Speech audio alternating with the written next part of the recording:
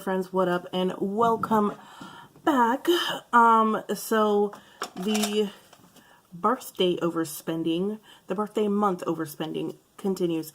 The foundation that I'm going to be showing you guys today is one that this isn't going to be necessarily be like a wear test or a first impression or anything like that, because the first impression video that I did, I accidentally deleted the footage. Like, I did a 9-hour wear test on Saturday of a couple of products and wound up deleting the footage of all of them. I don't know what happened. But anyway, so the foundation that I'm talking about today is the Tom Ford new Soleil Flawless Glow Foundation. The Soleil line is a summer only line from Tom Ford. This foundation, like all his other foundations, is $87 with tax. It came up to $92.92, and this is the only thing that I got here in the US, because even though Selfridges and Harrods did have the Soleil line available, they didn't have the foundation for some reason. It was only available at, I believe I got this from Nordstrom. I got this from Nordstrom. This is only available here in the US. It's available at Nordstrom and at Neiman Marcus as well, I believe. I can't really remember. But anyway, so I did a 9-hour wear test on this on Saturday. I forgot that I hadn't backed up the video in the cloud, and I deleted it from my memory card, so I do not have that footage. But I do have the results of the wear test that I did on Saturday, and so I'm going to insert it here right now, just so you can see my overall thoughts, my initial thoughts on the foundation and how it wore and everything, and then I'm going to come right back and we'll talk about what I did after that. Hey guys, what up? I am back. It is now 10:29 p.m. So I've been wearing this foundation for about 9 hours right now. And let me tell you, it started breaking down probably about 2 hours into wear. So everything is gone from my nose, but it's gone in such a weird way that I don't even know what's happening right now. So like, I have this line right here where it's like a big line that just kind of like looked like it lifted. But what it did was it kind of shifted downward and shifted behind my nose right here. And it's going into like crevices I didn't know that I had behind my nose. Like, and then all of this right here is just gone. Completely gone. I don't know where it went. And it's not like I was doing anything like strenuous today. I've been in the house the entire day. Like, I only left about maybe 30 minutes ago to go to the store and come back. And it's been like this since about, like I said, 2 hours into wearing it. Like, I started to feel it going, like, breaking down around my mouth right here. I don't know if it might have something to do with the powder that I put over it. It may, because it was kind of like a glowing powder that I used over it. And sometimes when you use those kind of powders, they can break down the foundation underneath it. Like, I don't know if you guys remember the Hourglass powder that I tried like last year, that had like the diamond powder in it. Did that. It broke down one side of my foundation, and the other side was kind of okay. So sometimes that can happen. So I kind of want to give this foundation another run tomorrow. I'm going to wear it tomorrow again and do a wear test and see if it works better with just the Jouer powder over it. So yeah, I will see you guys back here tomorrow for round 2. All right, see you then. Bye. Okay, so you guys saw how that first wear test went. Now, I thought that maybe because I had used the Dior powder, which I'm probably going to wind up having to do another test on it as well, because it wasn't the, let's just say it wasn't the powder. So you guys saw how that wear test went, and it didn't go well. So I decided to go ahead and do another wear test. And because you guys don't see my initial application of the product, I am going to insert the application that I did the second day right here. And I'll tell you, sort of tell you what I did. I used the Milk Makeup Primer, and then the Hydro Grip Primer, and then I applied the foundation. Like, the foundation is kind of, it's very runny, it's very watery, so you kind of have to wait a little bit for it to kind of sort of dry down. It never really dries down completely. but you have to wait a little bit for it to dry down to go back in with the second pass. But I was also having some trouble getting it to stick in certain places, even with the Hydro Grip primer. So I had some problems with that. And then I used my concealers, and I finished off with the Jouer powder that I normally use, that I have been using for setting my face. And that is the result of what it looked like.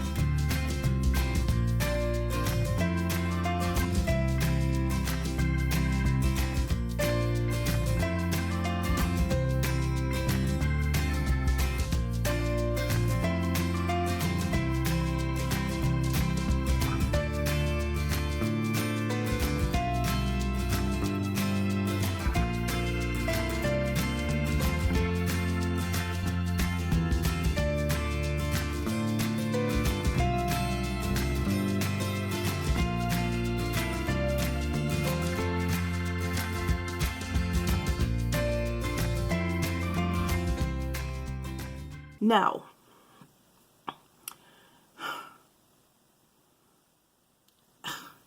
I want to go ahead and read you guys some claims, what this foundation says it's supposed to do, and then we'll just talk about the overall performance of the foundation, shall we? Okay, give me 1 second. Alright, so it says it is a lightweight gel serum foundation with sheer to medium coverage and a satin finish that glows without adding shine. Not true. My face looked like a greasy ass mess. Trust me. It hydrates skin and protects from UV rays and pollution. It does have SPF 30 in it, and we will get to why that is a terrible thing in a minute. The oil and alcohol-free formula features a unique moisture complex of red fruit extracts, including watermelon, lychee seed, and apple. Together, they increase water held by skin cells. The result is immediately supple and hydration-packed skin with a satin finish that glows without added shine. The buildable foundation gives a healthy-looking, fresh glow and provides protection too. Jesus, like, anyway. Okay, so it is paraben-free, sulfate-free, phthalate-free, formaldehyde-free, mineral oil-free, retinol palmitate-free, oxybenzone-free, coal tar-free, hydroquinone-free, triclosan-free, trichlocarbon-free, made in Belgium. All right, all that stuff. So, like I said, the foundation is $87 with tax, $92.92. First things first. When I first put it on, I looked at it. Now, the color that I got 9.5 Warm Almond.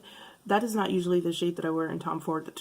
The shade that I usually wear in Tom Ford is, I believe it is 8.75 or 9, which is Sienna Antelope. That shade can only be found on the Tom Ford website. It's not available at other retailers, and I actually think they might have discontinued it. That is a deep tan with a peach undertone, so that's the shade I usually wear. So when I first got Warm Almond, it leaned yellow. I've used Warm Almond in other Tom Ford foundations before, and it leaned a little bit too yellow for me, so I was expecting that. Wasn't a big deal. I put the foundation on, and then I went downstairs. Well, before I even left here, I looked in the mirror and I was like, looking a little bit casket sharp.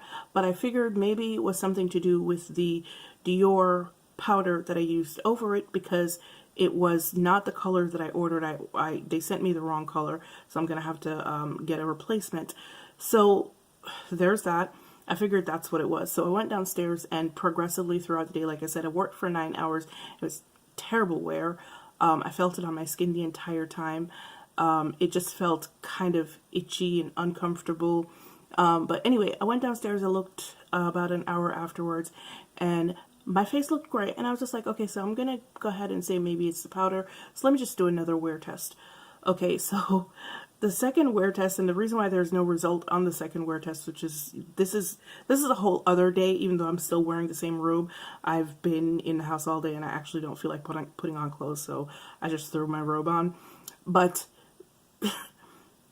about after I put the foundation on in the demo video that you saw just now, I went downstairs, and I kid you not, 15 minutes and the foundation had already started to move on my face. This is using the Jouer powder, which has been stellar with every foundation that I've used it with. Every single one, stellar. So I go downstairs, the foundation is moving. I said, okay. 15 minutes, there is absolutely nothing on my nose. Gone, like it was never there. My forehead started to shift, and I'm gonna stick some pictures up here so that you can see it. And this is where we're gonna talk about the SPF 30 in that foundation. So the first picture I'm gonna show you right here is a picture that I took without flash in full daylight. As you can see from the picture, it doesn't look terrible. It doesn't look terrible at all. Oh, when we put flash to the outdoor picture, then we start to get a little bit of a problem, just a little bit. You can see it kind of looks a little flashbacky, not terribly flashbacky, but a little bit. Now, this last picture is actually the first picture that I took, and I took this 15 minutes into wearing it, 15, maybe 30 minutes into wearing it, and this is what my face already looked like. As you can see from my forehead, the foundation is gone. Like there's like a big gap on my forehead. There is nothing over my nose. And do you see that flashback? Do you see that flashback? And I'm not even wearing my own sunscreen because I knew that it had SPF 30 in it, and I wasn't planning on leaving the house anyway, so I figured let me not use my own sunscreen, let me just go ahead and use the foundation. That's all foundation. That has nothing to do with my sunscreen. My sunscreen doesn't have flashback, okay? Because I'm a brown girl and we don't need that in our lives. So this is all Tom Ford. Now, this foundation is terrible. Number one, there's only 24 shades. That's number one. But for $87 plus tax, yo, you gotta come better than that. Like, this is going straight back to Nordstrom. Thank God there's a Nordstrom up the street, because I can just drive up the street and have them take this crap back, because there is no way in hell this is going anywhere near my face again. So, to recap, it is uncomfortable. The flashback is real. It does not stay on your face. And once again, I do have combination oily skin. However, I didn't leave the house the entire day. Both days that I tried the foundation, didn't go anywhere. I was home for the entire weekend. So it wasn't, and my house is air conditioned. So it wasn't like I was doing a strenuous activity or anything like that. And even if I was, 15 minutes for the foundation to be gone from my nose and to already be shifting on my forehead, that's a problem. So yeah, this foundation is a no, y'all. Absolutely not. I don't know what the hell they were thinking with this foundation, but this ain't it. This really, no. Alright guys, thank you so much for joining me for the travesty that is the Tom Ford Soleil Glow foundation. This foundation is a big ass no. I don't see anyone being able to wear this successfully in the summertime at all. If you have dry skin, it may work well for you in the wintertime when, you know, like, but now I feel like, you know what, I don't feel anything. This foundation is trash. That's it. That's it. But yeah, guys, thank you so much for joining me for this review. As usual, it's been real, it's been fun, and I will see you guys in the next one. Bye.